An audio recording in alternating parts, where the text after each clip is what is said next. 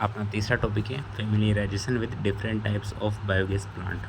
ठीक है, तो अपन इसमें देखते हैं 55 से 65% CH4 यानी कि मीथेन और 30 से 40% CO2 पशुओं मानव अवशिष्टों के अपघटन से प्राप्त होती हैं। इसमें मेन रूप से CH4 और CO2 ये दो होती है। अपने इससे पहले वाले लेक्चर में भी देखा था ये बात। ये स्वच्छ व धीमी गति से चलने वाली गैस है। स्वच्छ मतलब जो पोल्यूट ना करे, और धीमी गति का मतलब है इसमें पावर या फिर क्षमता जो होती है ना वो कम होती है, मतलब ये एक साथ कम कार्य कर सकती है, तो इसके यूज है। तो कैलोरी वैल्यू इसकी कितनी होती है, 5000 से 5500 कैलोरी प्रति केजी होती है। ये ज़्यादा नहीं है, ये कम है। ये धीमी गति से चलने वाला बोला ना, तो इसका मतलब ये कम है ये। ठीक है, इसकी पावर कंजप्शन कम होती है। ये गैसों का एक मिश्रण है। इसमें बहुत सारी गैसें होती हैं, मतलब जो जीवाश्मों के ऑक्सीजन की अनुपस्थिति में अपघटन से प्राप्त होता है। वायु में अपघटन होता है, उससे प्राप्त होता है। ये सौर ऊर्जा तथा पवन ऊर्जा की तरह अर्थात नवीकरणीय स्रोत है। इसे दोबारा प्राप्त किया जा सकता है आसानी से। ठीक है, types of biogas plant. Biogas plant के प्रकार तो बहुत सारे होते हैं, पर अपने को जो मेन है ना वो फ्लोटिंग ड्रम टाइप और fixed drum type biogas plant ये भी पढ़ना है। इसके अलावा कंटिन्यूस प्लांट भी होता है, बेच टाइप भी होता है, सिंगल स्टेज प्लांट भी होता है, डबल स्टेज प्लांट भी होता है। ये सब होते हैं, परंतु अपने को ये दो ही इंपॉर्टेंट है जो अपने एग्जाम में आने के लिए महत्वपूर्ण है। ठीक है, ये अपन दोनों के बारे में विस्तार से पढ़ेंगे। फल आता है floating drum type of biogas plant. इसमें बायोगैस एक ड्रम में संग्रहित हो रही है, ड्रम नुमा संरचना होती है, उसमें संग्रहित होती है, जो उसमें संग्रहित गैस की मात्रा के अनुसार ऊपर नीचे घूमता है। उसमें जितनी मात्रा होती है उसके अनुसार, वेट के अनुसार ऊपर नीचे घूमता है। ड्रम ये स्टील का, फेरोसीमेंट का और फाइबरग्लास का बना हुआ होता है, हो सकता है। फेरोसीमेंट एक सीमेंट का प्रकार होता है जो मजबूती प्रदान करने के लिए होता है। ठीक है, फ्लोटिंग ड्रम टाइप के प्लांट का दबाव हमेशा स्थिर होता है, एक जैसा बना हुआ होता है, बार बार बदलता नहीं है। यूनिट क्षेत्र के ऊपर गैस होल्डर के बराबर होता है। गैस होल्डर का जितना वो दबाव होगा ना वही इसका होगा, प्लांट का दबाव हमेशा होता है। इसकी लागत अधिक होती है क्योंकि गैस होल्डर मतलब कॉस्टली होता है ज़्यादा। गैस होल्डर की लागत अधिक होती है, इसलिए नियमित जाँच की और रखरखाव की आवश्यकता होती है इसके लिए। ठीक है, हम आगे देखते हैं। KVIC खाड़ी विलेज इंडस्ट्री कमीशन, ये इसी के अंदर मतलब एक प्रकार होता है ये। जैसे इसी के अंदर प्लांट का प्रकार है ये एक गैस होल्डर या ड्रम टाइप बायोगैस प्लांट है। भारत में ये सबसे पहले उपयोग में लाया गया प्लांट है। ठीक है, भारत में सबसे पहले KVIC खाड़ी विलेज इंडस्ट्री कमीशन ये उपयोग में लाया गया। ठीक है, इसे 1954 में भारत में विकसित किया गया। 1962 में खाड़ी village industry commission Bombay village में प्रचारित किया गया, जिसे बाद में KVIC डिज़ाइन के रूप में जाना गया। पहले इसे फर्स्ट में खाड़ी village industry commission Bombay village के रूप में इसे मतलब जो स्थापित किया गया था, इसे बाद में KVIC डिज़ाइन के रूप में जाना गया। इसका आकार, इसका मतलब क्यूब है, यहाँ ऊपर क्यूब लगा हुआ है, तो 1 मीटर क्यूब से 1 से 40 मीटर क्यूब तक इतना हो सकता है। ठीक है, इसके लिए आवश्यक कच्चा माल क्या क्या होता है, तो एक होता है एनिमल वेस्टेज, जो पशु के जो अपशिष्ट होते हैं ना वो, पोल्ट्री वेस्टेज मुर्गी के अपशिष्ट, प्लांट वेस्टेज जो पत्तियाँ जो वनों से प्राप्त होती है, इंडस्ट्रियल वेस्टेज औद्योगिक कारखानों की जो प्राप्त होती है, डोमेस्टिक वेस्टेज मतलब घर का जो कचरा होता है, रसोई का कचरा, वो सब कुछ होता है। ठीक है, कच्चा माल अपन इसमें ये देख लें, आवश्यक जो अपने को सामग्री उपयोग करनी है वो सब देख लेना। ठीक है, कंस्ट्रक्शन ऑफ बायोगैस प्लांट, ये अपने को चित्र जैसे जैसे अपन मतलब पढ़ते जाएंगे वैसे वैसे इसको धीरे धीरे समझाते जाएंगे तो आपको समझ में आ जाएगा। ठीक है, यहाँ से अपने को स्लरी डालेंगे। स्लरी क्या होता है, जो मड होता है, एक तरह से अपन इसको जो गोबर या फिर जो कीचड़ अपन इसमें डालेंगे ना, अपशिष्ट डालेंगे, पेड़ पौधों के अपशिष्ट डालेंगे, वो सब स्लरी कहलाता है वो। ठीक है ना, तो ये स्लरी को इसमें इधर डालेंगे यहाँ से, यहाँ से ये जो डाइजेस्टर टैंक है इसमें जाएगा, उसके बाद ओवरफ्लो टैंक है, ये अपन अभी देखेंगे, पूरा पढ़ेंगे, उसमें समझ में आ जाएगा आपको। ठीक है, इस प्रकार के बायोगैस प्लांट में निम्न भाग होते हैं। पहला होता है मिक्सिंग टैंक, जिसमें जो स्लरी होती है ना उसको मिक्स किया जाता है। जो अपशिष्ट होते हैं पेड़ पौधों के, जंतुओं के, मानव के, जो भी अपशिष्ट होते हैं उन सबको मिक्स किया जाता है। ठीक है, डाइजेस्टर टैंक, मिक्सिंग टैंक से डाइजेस्टर टैंक जुड़ा होता है एक लोहे के पाइप के द्वारा। ग्राउंड लेवल के नीचे होता है ये ग्राउंड लेवल के ऊपर या फिर मतलब एक सतह पर मध्यम में ऐसे हो सकता है ये मिक्सिंग टैंक। तो पर जो डाइजेस्टर टैंक है ना वो ग्राउंड लेवल से नीचे होता है। कुएं जैसी संरचना होती है, इसके मध्य बनी दीवार से इसे 2 भागों में बांटा जाता है। आपने अभी इसके मध्य में दीवार बनी होती है, ये इसे 2 भागों में बांटा जाता है। ये है मिक्सिंग टैंक और ये है डाइजेस्टर टैंक, ठीक है। इसकी गहराई 3.5 से 6.5 मीटर और इसका व्यास 1.2 से 1.6 मीटर होता है। इसमें 2 लंबे सीमेंट के पाइप लगे हुए होते हैं, एक होता है इनलेट पाइप और एक होता है outlet pipe. Inlet pipe inlet chamber में खुलता है स्लरी को डालने के लिए, और आउटलेट पाइप ओवरफ्लो टैंक में खुलता है उपयोग में लाई हुई स्लरी को निकालने के लिए, ठीक है ना। अभी अपन चित्र में देखते हैं समझाने के लिए।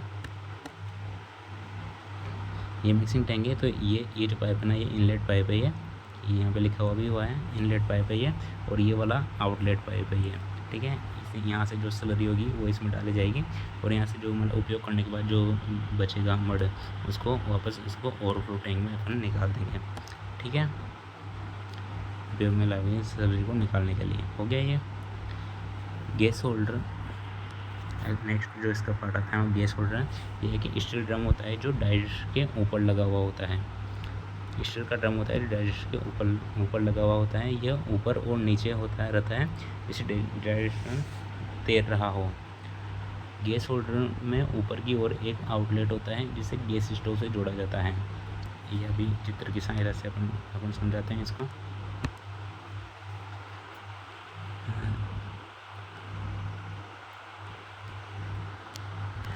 ये होता है ये पाइप होता है, ये आउटलेट पाइप होता है, ये जो बायोगैस का जो वो होता है ईंधन का जो चूल्हा होता है उससे जुड़ा होता है, स्टोव से जुड़ा हुआ होता है ये, ठीक है ना। तो ये ऊपर तैरता रहता है, मतलब ऊपर नीचे होता है तो ऐसा लगता है जैसे कि ये तैर रहा हो, ठीक है। गैस होल्डर हो गया। ओवरफ्लो टैंक ये ग्राउंड लेवल के ऊपर होता है। ये ओवरफ्लो टैंक हो गया, ग्राउंड लेवल के ऊपर होता है, ये ऊपर है, ये भी ऊपर ही है। अब अगला अपन देखते हैं इसके क्या क्या लाभ है, क्या क्या है। इसको गोलने में कम परेशानी होती है क्योंकि ठोस लगातार जलमग्न होता रहता है, क्योंकि उसमें वो जो स्लरी वगैरह डाली होगी उसमें जल भी होगा, ठोस भी होगा, तो आसानी से घुल जाता है, जलमग्न होता रहता है। टैंक में वेस्ट डालने के लिए निश्चित दाब की आवश्यकता नहीं होती, मतलब अपने हिसाब से कैसे भी डाल सकते हैं घर पर, कोई निश्चित दाब की या फिर किसी भी इंस्ट्रक्शन की ज़रूरत नहीं है। इसमें विस्फोटक मिश्रण बनाने के लिए ऑक्सीजन के मिश्रण का खतरा कम होता है। खतरा कम क्यों होगा? क्योंकि वो अंडरग्राउंड होता है, धरती के नीचे होता है वो, इस वजह से ऑक्सीजन के मिश्रण का खतरा कम होता है। वहाँ ऑक्सीजन होगी नहीं तो मिश्रण कहाँ से होगा। डाइजेस्टर के आयतन के अनुसार गैस उत्पादन अधिक होता है। जो डाइजेस्टर होता है वो बड़ा होता है, इसलिए मतलब उसमें ज़्यादा स्लरी जाएगी तो उसमें गैस उत्पादन भी ज़्यादा होगा, ठीक है। गैस लीकेज की समस्या नहीं होती है। गैस मतलब जब अंडरग्राउंड होगा तो उसमें से गैस निकलने की कोई दिक्कत नहीं आएगी, ठीक है। नेक्स्ट आता है एडवांटेज देख ले, लाभ देख ले तो हानि आएगी, मतलब डिसएडवांटेज। इसकी लागत अधिक होती है क्योंकि स्टील और सीमेंट का प्रयोग होता है। अपन ने इसमें फर्स्ट में देख लिया अपने, एक तो स्टील का और फेरो सीमेंट से मतलब इसका निर्माण होता है। धातु का गैस होल्डर होने के कारण हीट निकल जाती है जिससे ठंडे क्षेत्रों में परेशानी करता है। गैस होल्डर जो होता है वो धातु का बना हुआ होता है। अब धातु की कोई भी चीज़ होगी तो जितनी जल्दी गर्म होगी उतनी जल्दी ठंडी भी होती है, तो जल्दी ठंडे क्षेत्रों में परेशानी करता है क्योंकि उसकी हीट पूरी निकल जाती है, ठीक है। स्थान में नमी के अनुसार गैस होल्डर को वर्ष में 1 या 2 बार पेंटिंग की आवश्यकता होती है। गैस होल्डर पर नमी भी आएगी, वो धातु का बना होता है तो उसमें जंग भी बार लगेगा, तो इसलिए उसको पेंटिंग की ज़रूरत होती है। तो ये अपना एक तो हो गया ये इसमें। अब अपन नेक्स्ट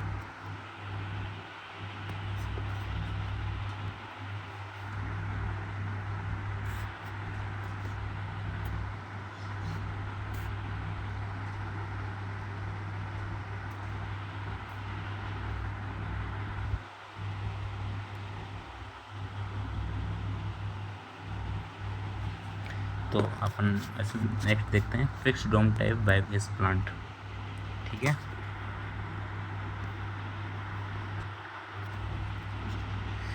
फिक्स डोम प्लांट में डाइजेस्टर और गैस होल्डर साथ में जुड़े हुए होते हैं, ये अलग अलग नहीं होते हैं, साथ में जुड़े होते हैं, इसलिए वो जंग वगैरह का भी खतरनाक मतलब वो दिक्कत नहीं आती और ये जल्दी ठंडा भी नहीं होता, तो ठंडे क्षेत्र के लिए उपयुक्त रहता है ये।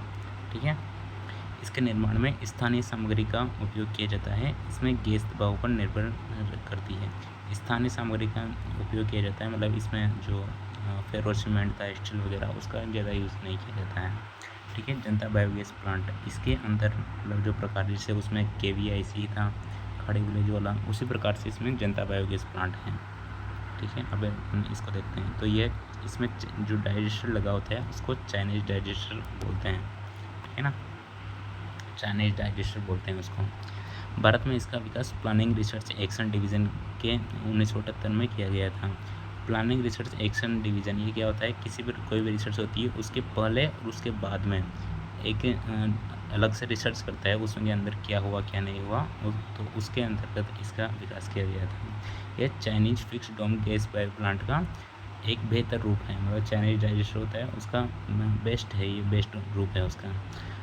इसका आधार ज़मीन से एक निश्चित गहराई पर होता है, ये भी अंदर ही होता है, मतलब डाइजेस्टर। तो डाइजेस्टर ईंट व सीमेंट का बना हुआ होता है, मतलब उसमें क्या था, स्टील का भी यूज हो रहा था, उसमें फाइबर ग्लास का भी उपयोग हो रहा था, पर ये ईंट और सीमेंट क्या फेरो सीमेंट का बना हुआ होता है। ठीक है। अब इसका कंस्ट्रक्शन देखते हैं अपन, इसे 5 भाग में होता है, जिसे उसमें देखा था उसी प्रकार से इसमें है, ज़्यादा कोई अंतर है नहीं। मिक्सिंग टैंक भूमि से ऊपर रहता है, ये उसमें भी ऊपर ही था, भूमि से ऊपर रहता है, या फिर जो सतह पर था मेन सतह पर, तो भूमि से ऊपर रहता है ये। इनलेट टैंक या फिर इनलेट, इसको पाइप या फिर चेंबर भी बोल सकते हैं अपन, inlet pipe, inlet chamber. Mixing tank ढलान रूपी संरचना के रूप में मतलब टेढ़ा होता है ये, तो इनलेट चेंबर में आकर खुलता है, इनलेट चेंबर में आकर खुलता है। ठीक है। नेक्स्ट देखते हैं अपन डाइजेस्टर। नेक्स्ट जो इसका वो भाग है वो डाइजेस्टर। इनलेट चेंबर डाइजेस्टर के नीचे की ओर खुलता है। डाइजेस्टर का ऊपरी भाग गुंबदनुमा होता है। गुंबदनुमा क्यों होता है, क्योंकि उसमें वो गैस होल्डर लगा हुआ होता है उसमें, इसलिए। ठीक है। डाइजेस्टर के ऊपर लगे आउटलेट से बायोगैस की सप्लाई की जाती है, स्टोव में सप्लाई की जाती है। ठीक है। आउटलेट टैंक या आउटलेट पाइप या चेंबर भी बोल सकते हैं अपन इसको, वही है। डाइजेस्टर एक आउटलेट चेंबर में खुलता है। अब ओवरफ्लो टैंक उसमें भी था, ओवरफ्लो इससे पहले वाले में अपन ने देखा था, उसमें भी था। आउटलेट चेंबर ओवरफ्लो टैंक के ऊपरी भाग में खुलता है, मतलब स्लरी होती है, उसका यूज होने के बाद वो इसमें आकर खुलती है ना, ओवरफ्लो टैंक में आकर ये खुलता है वो। अब अपन इसको एक चित्र के माध्यम से भी देखेंगे, इसका चित्र भी है, ये है इसका चित्र।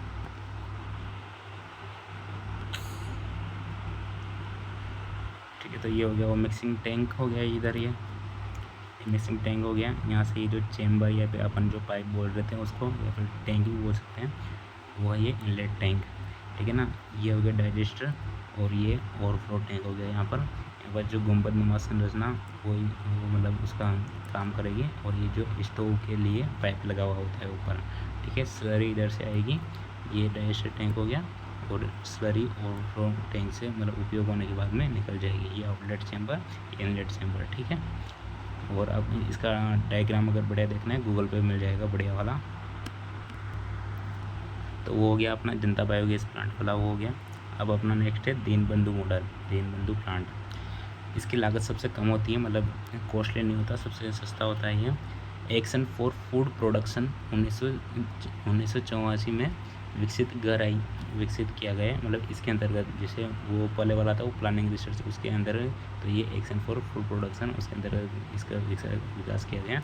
इसकी गहराई सबसे कम होती है, मतलब ज़्यादा भूमि से नीचे नहीं रहता है ये। डाइजेस्टर जो अपन उसको नहीं सकते हैं वो मतलब ऊपर रहता है। हाई वाटर लेवल वाले क्षेत्रों में आसानी से बनाया जा सकता है। अगर वाटर लेवल मतलब ऊपर है और अगर अपन उसको ज़्यादा नीचे अगर करेंगे तो उसमें पानी जाने का वो खतरा रहता है उसमें, इस वजह से जिसमें ऊपर वाटर लेवल है उसमें इसको आसानी से यूज किया जाता है, क्योंकि डाइजेस्टर ऊपर होता है, ज़्यादा नीचे उसको नहीं रखते हैं अपन। डाइजेस्टर 2 गोलों से बना हुआ होता है, एक नीचे और एक ऊपर, जो ऐसे इस प्रकार से इसकी संरचना होती है। अभी अपन चित्र में देखते हैं, इसका ज़्यादा विस्तार से है नहीं अपने, तो इसलिए अपन को इसको ऐसे इतना ही देखेंगे।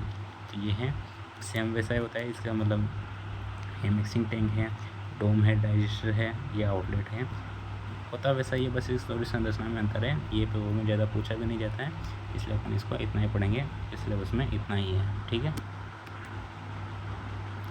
अब इनका अंतर देखना है अपने को, फ्लोटिंग ड्रम और फिक्स्ड ड्रम, इनका अंतर देखना है, ये अंतर इम्पोर्टेंट है, ठीक है।